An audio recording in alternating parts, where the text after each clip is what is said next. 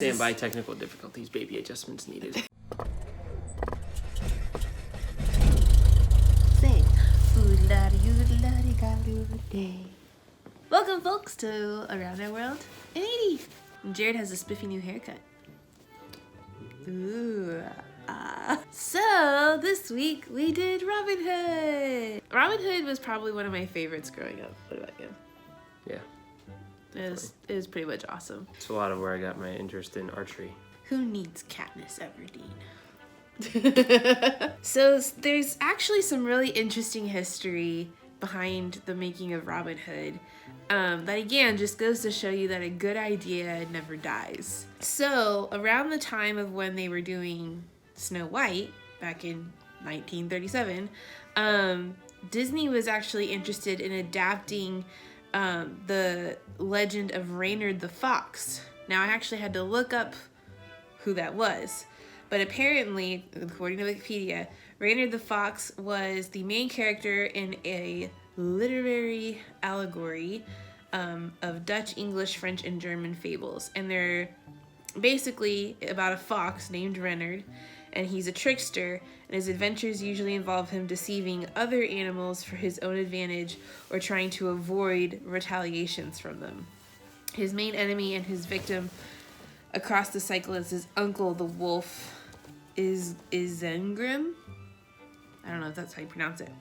So I thought that was interesting that he wanted to do a fox, but they talked about it, but they were saying that Reynard was probably actually an unsuitable choice for a hero. Then, when Treasure Island came out, they seriously considered doing 3 animated sections, one of each of the Reynard tales, to be told by Long John Silver to Jim Hawkins as moral fables.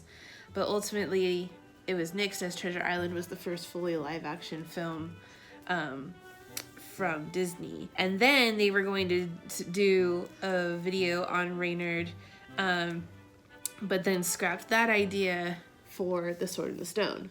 So after all these years, when the Aristocats was in production, Ken Anderson began exploring the ideas of Robin Hood. He suggested Robin Hood, and he thought it was the perfect incorporation for a fox because Robin Hood is a sly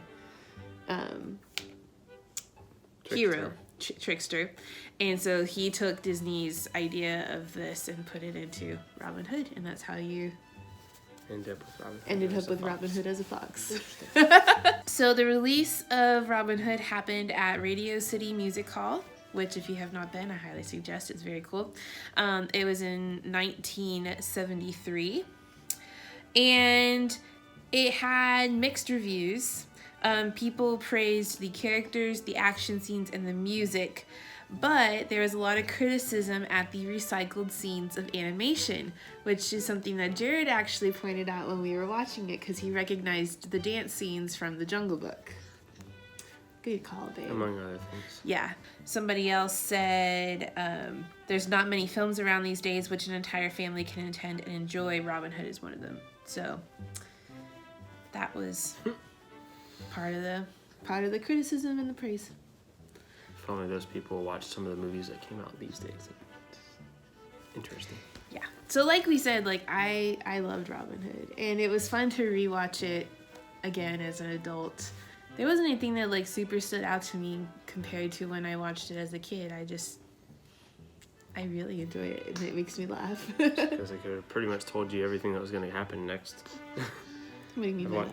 I watched the movie enough when I was little that it wasn't like I was going to see anything new in it because I had the memory. The movie almost memorized at one point. But a lot of times, like when you watch a movie as an adult versus as a kid, like you see it from a different viewpoint and a perspective. And there wasn't really anything that I remember standing out from it. I just remember really enjoying it and laughing and singing along. So this being one of the movies that I can look back and I kind of think got me inspired into doing archery because I really liked Robin Hood. This week we decided to go to one of the facilities close to here for our activity, which apparently is one of like the leading archery ranges in the nation. Mm-hmm. They hold tournaments all the time. It's huge. So it was really cool because I've never been to there. Yeah. And it's definitely the biggest archery place I've ever been to. I've been to not tons, but I've been to several. So that was really cool, and got to take my bow along and practice a little bit. Work on my shoulder muscles a little since they're out of practice, and Maddie got to do a little shooting as well. Yeah, I got to rent a longbow. Modern longbow. It was mixed results. Okay, so in the spirit of Robin Hood, this week we are doing archery. So you might, I don't know what you can see around me, but there's like this door right here. That's like where you drop off your game, I guess, if you've caught something, hunted something. But we're at an archery range. Okay, wait, stop. All right. I actually go hunting. We need to make it sound like this is not something I know. Never done I'm before, totally okay? the newbie in this situation, and Jared is definitely the one who knows what he's talking about. So if you've, harvested something, you can bring it here and they'll process the meat for you. Yeah, what he said. Caught something. It's not like we go out there with a little stick with a rope and a lasso on the bottom of it. Hey, when you fish, you catch things, okay? Yes. But yeah, so this is Cinnamon Creek Ranch. I cannot talk today. And there's it's a huge facility. There's 3 different buildings. And they have static ranges, indoor ranges. They have a walkthrough outdoor range, several 5 of them. A huge pro shop that we just went into to kind of figure out what we needed to do. And what they said was it's $10 to do the indoor ranges, and that's an all-day fee, and then it's $15 to do the 3D. Static outdoor. Yeah. The static outdoor static is outdoor. 30 or 35 to do the walkthrough stuff, but Yeah. that's all day. And then they do have rentals, so we're gonna try to see if I can pull back Jared's bow, but that's a 50-50 on whether or not that'll be possible. So if I can't, then I'll be able to rent my own bow and equipment and whatnot, and we'll see how this goes. All right, so Jared's getting all his stuff ready. So explain to me / the newbie what you're doing. Just pulling my field points out. You're not allowed to shoot broadheads at targets usually. And those are specifically for hunting. These are practice broadheads. They have the same weight and flight characteristics as the hunting broadheads. That way you know what your hunting arrows are going to do when you shoot them. Oh. And these are field points for cloth targets and stuff. This is my bowstring wax to keep everything nice. And in a recycled iPhone in 3 case. That was my dad's doing, not mine. That tells you how old that is. This is a nice case. It's an expensive case. It's not as nice as they come, but it's not a cheap one. And then, do you have a specific type bow that you remember what it is? Yeah, it's a Matthews. So it's Switchback, I believe, is what it is.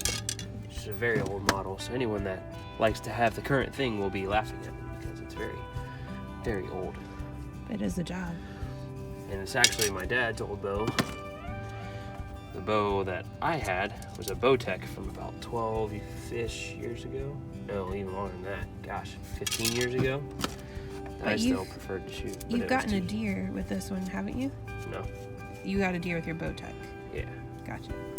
But I got that when I was 10 or 12. Right. So it's been a long time and I'm a little bit too big for it now. And so to say you've been doing this for a while would be an understatement.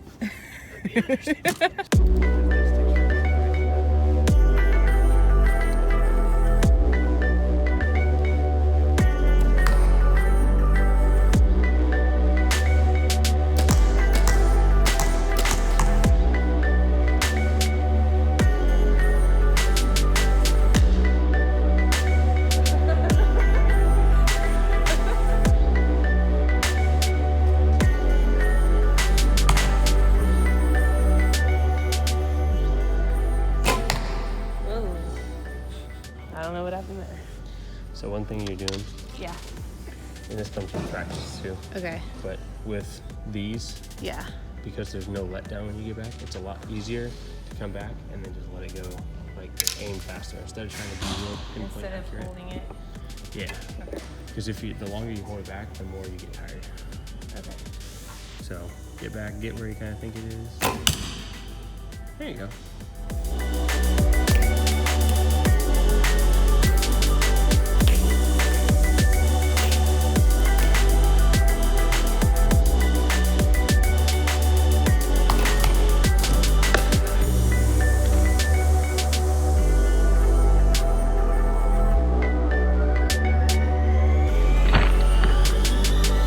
Tell me how you feeling. Is it fun? Moments of brilliance with long pauses in between of terrible performance.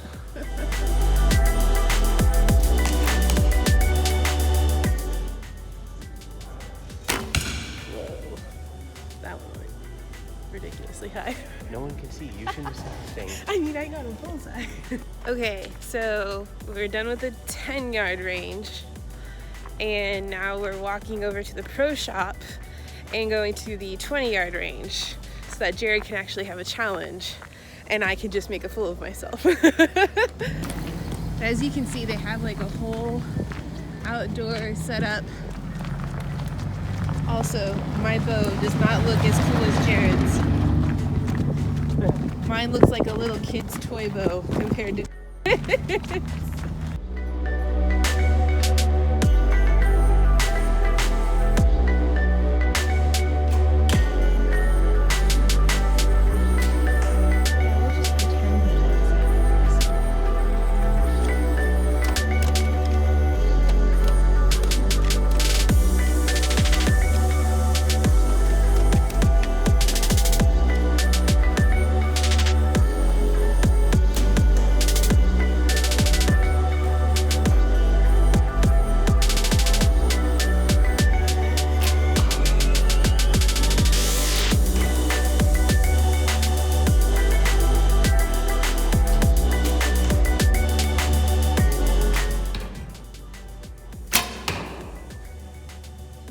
very, very much right. I'm feeling better about myself already.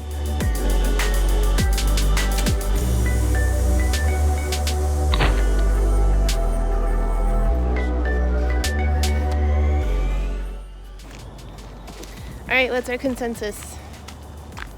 I like archery. I've liked archery for a long time. Well, I don't think the consensus needed to be we like archery or not. It's, is this a place we would like to come back to? Yeah, absolutely. Sounds good to me. Dad, you and me want to come back here. Yes, and just FYI, this is what happens when you don't shoot with proper form.